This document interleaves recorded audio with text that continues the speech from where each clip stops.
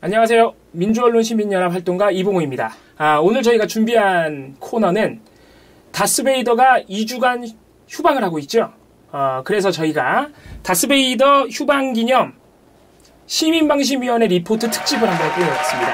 아시겠지만 저희가 시민방심위원회를 꾸려서 시민 여러분들로부터 종편의 문제 방송에 대해서 시민 의견을 듣고 있는데요. 그 결과를 매주 다스베이더에서 발표하다가 마침 휴방을 해서 저희가 민원연에서 특별히 영상을 한번 꾸며봤습니다. 자, 그럼 바로 지난 4차 안건 6월 13일에 올라왔던 4차 안건에 대한 결과를 말씀드리겠습니다. 먼저 4차 안건이 어떤 문제 보도였는지, 문제 방송이었는지 영상으로 먼저 확인하시겠습니다. 이런 상황이면은 아마 차에서 내려서 숙소로 들어가는 김정은의 모습을 우리 눈으로 확인하기가 쉬워 보이지는 않은 것 같습니다. 아니, 아까 이렇게 화려한 데뷔전을 저렇게 조용히 비정상적으로 할 수 저게 있을까요? 더 안 조용할 수도 있으니까요. 네.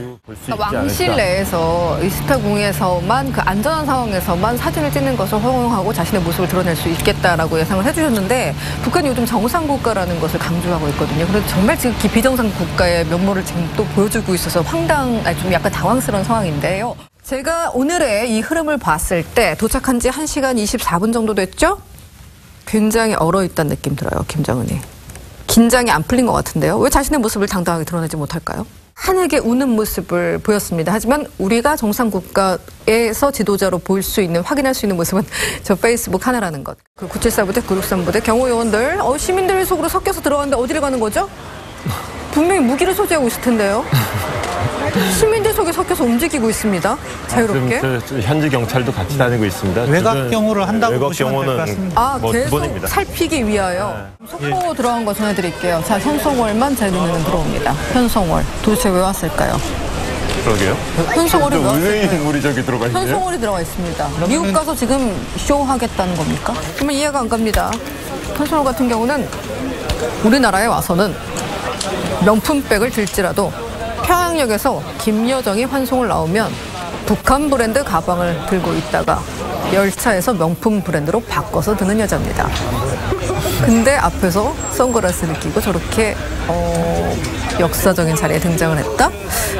뭔가 어떤 의미가 있을 것 같은데요. 철저하게 계산된 정상국가의 형태를 연출하기 위한 그런 계산이라고 볼 수 있을까요? 네, 보시다시피 지난 4차 안건은 TV조선 뉴스특보 6월 10일 생중계였습니다. 김정은 위원장의 싱가포르 도착 생중계였는데 이 과정에서 TV조선이 김정은 위원장과 북한을 비정상국가라고 끊임없이 낙인을 찍었죠. 그 방송에 대해서 시민 여러분들이 심의 의결 결과를 내주셨습니다. 먼저 제재 수위 한번 보시겠습니다. 제재 수위 역시 이번에도 법정 제재가 압도적으로 많았습니다. 99.99% 이렇게 된다고 보시면 되겠습니다.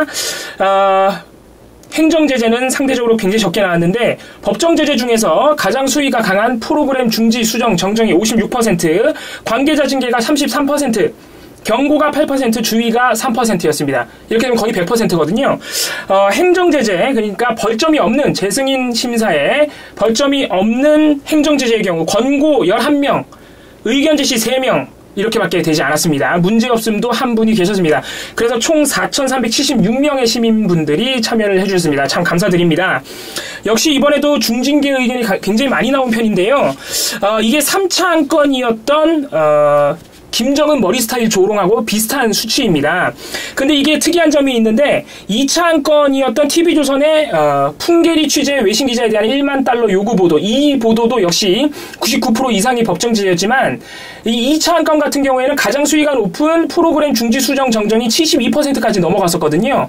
그런데 이번에 보시면 3차 안건과 4차 안건 모두 시민 여러분들이 최고 수위 징계를 56%밖에 안 주셨어요. 그러니까 법정 제재 안에서도 최고 수위는 그 비중이 한 20% 이상, 20% 정도 떨어진 것인데요. 역시 확실한 오보보다는 이렇게 김정은 위원장과 북한을 조롱하는 저급한 방송, 그러니까 방송의 질이 달리 좀 낮다. 이 부분에 대해서 최고 수위 징계까지는 주지 않은 것으로 저희가 판단하고 있습니다.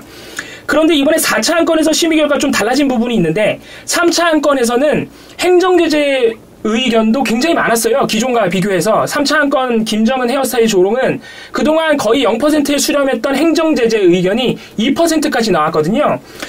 그런데 이번에 4차 안건 똑같은 조롱 방송인데 김정은 위원장에 대해서 비정상이라고. 그런데 이번에는 다시 0%로 수렴했습니다. 다 합해서 14분밖에 안 나왔거든요. 3차 안건에서는 50명 이상이 택해 주셨는데 이거는 같은 조롱하는 저급한 방송이지만 이번에 김정은 위원장을 겨냥해서 직접 비정상 국가라고 이렇게 비방성 용어를 쓴 것에 대해서 시민 여러분들이 행정제재는 좀 어렵지 않느냐, 법정제재를 그래도 줘야 되지 않느냐 이렇게 판단하신 것 같습니다. 왜냐하면 3차 안건은 기억하시겠지만 김정은 헤어스타일 가지고 그냥 놀리는 거잖아요. 그런데 이번 4차 안건은 비정상 국가라고 이렇게 비방하는 것은 남북관계에 영향을 줄 수 있기 때문에 그런 부분을 보신 것 같습니다. 자, 다음으로 어떤 조항을 적용하셨는지 한번 보겠습니다. 이번에 저희가 제안해드린 제13조 대담 토론 프로그램 조항 91.5% 선택하셨고요. 29조의 2 헌법의 민주적 기본질서 등 79.5% 선택하셨습니다. 제27조 품위유지 69.1% 선택하셨습니다. 대담 프로그램은 이 조항은 말 그대로 조롱하지 말라는 겁니다. 그래서 역시 많은 분들이 선택하셨고 29조의 2는 남북관계 저해하는 방송 하지 말라는 겁니다. 역시 그래서 80% 육박하는 시민들이 하셨고 가장 적은 비율로 선택하신 품위유지를 우리가 좀 눈여겨봐야 됩니다. 품위유지 조항 70%밖에 선택 안 하셨는데 이 조항은 말 그대로 방송이 품위를 지켜야 된다는 거예요. 그러니까 굉장히 포괄적이고 어떻게 보면은 약간 추상적인 조항인데 역시 우리 시민 여러분들이 이 추상적인 조항은 선택을 잘 안 하셨어요. 70%밖에 안 하셨으니까. 또 이 품위유지 조항이 실제로 방송심의위원회에서 경징계 내릴 때 많이 쓰는 조항이에요. 우리 시민 여러분들이 역시 이 조항을 택하지 않으셨다는 점 역시 전문성을 발휘하고 계신다 이렇게 볼 수 있겠고요. 기타 의견으로 제9조 공정성과 제14조 객관성을 적용해야 한다는 분들도 계셨습니다. 그러니까 이 방송이 단순히 조롱을 한 것이 아니라 객관성을 어긴 오보다 이렇게 판단하신 분들도 있었다는 거죠. 역시 소수 의견도 저희가 많이 배울 점이 있었습니다. 네, 이렇게 의견 주신 4,776명의 시민 여러분들께 다시 한번 감사드리고요. 저희가 이게 일종의 여론조사이기 때문에 구성을 밝혀야 됩니다. 남성 69.7%, 여성 30.1%, 그리고 성별을 공개하기를 거부하신 분들, 또 부부 의견으로 주신 분들이 7명, 0.2% 있었습니다.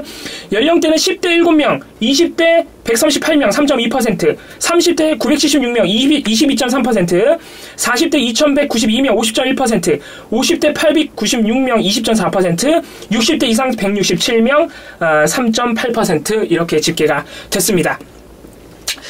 이렇게 의견 남겨주신 분들 감사하고요. 저희가 20일 수요일에 5차 안건을 상정했습니다. 저희가 5차 안건 내용을 미리 말씀드리면 시민 여러분들의 심의에 영향을 미칠 수 있기 때문에 이 자리에서 말씀드리지 않겠습니다.